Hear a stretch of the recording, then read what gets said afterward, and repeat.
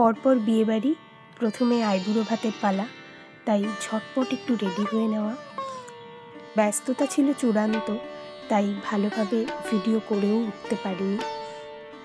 শাশুড়ি মায়ের এই শাড়িটি আমার ভারী পছন্দের। এর আগে একবারই মাত্র সরস্বতী পুজোয় পরেছিলাম, তাই ভাবলাম এই দিন সকালবেলার অনুষ্ঠানটা একটু পরে নেওয়া যাক। নীল শাড়ি বলে সামান্য একটু নীল কাজল ব্যবহার করেছি বটে। তারপরে আমরা যা করে থাকি, 2-3টে লিপস্টিক মিশিয়ে একটা কালার আনার চেষ্টা। সবটাই এত তাড়াহুড়োয় হয়েছে, ঠিকভাবে কভার করতে পারিনি। যাই হোক, আমার যদিও পরে এই টিপ ছাড়া লুকটাই বেশি পছন্দ হয়েছে।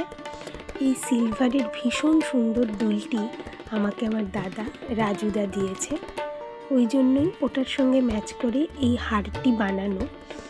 তাই সদ্যই হাতে পেয়ে এর সঙ্গে পরার লোকটা আর সামলাতে পারিনি। মহাশ্বেতা মাসির নিপুণ হাতে আঁকা এই ব্লাউজটি আমাকে উপহার দিয়েছিলেন। অপূর্ব সুন্দর, যত বলবো তত যেন কম বলা হবে। এর আগেও আমি পরেছিলাম এটা।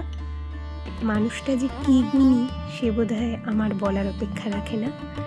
যাই হোক, টিপটা পরে আমার যেন মনে হলো সাজটা একটু অন্যরকম হয়ে গেল। এখানে আমি কি করার চেষ্টা করছিলাম জানি না। একবার মনে হচ্ছিল পিন করলে কি বেশি ভালো লাগবে, তাও ঠিক বুঝে উঠতে পারছিলাম না।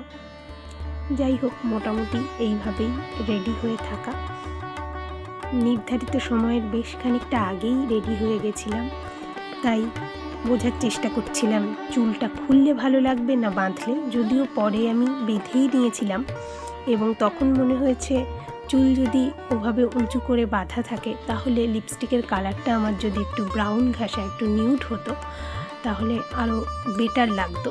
সাজটা কেন জানি না আমার একেবারেই ঠিক মনের মতো হলো না, এবং টিপটা পরেও কেমন একটা যেন মনে হচ্ছিল ঠিকঠাক লাগছে না। যাই হোক, এভাবেই আমরা অনুষ্ঠান বাড়িতে পৌঁছালাম। এইটুকুর বেশি ভিডিও সেদিন নিতে পারিনি দাদার। আর এইখানে ওদের ফ্ল্যাটে কি সুন্দর করে আলপনা দেওয়া হয়েছিল।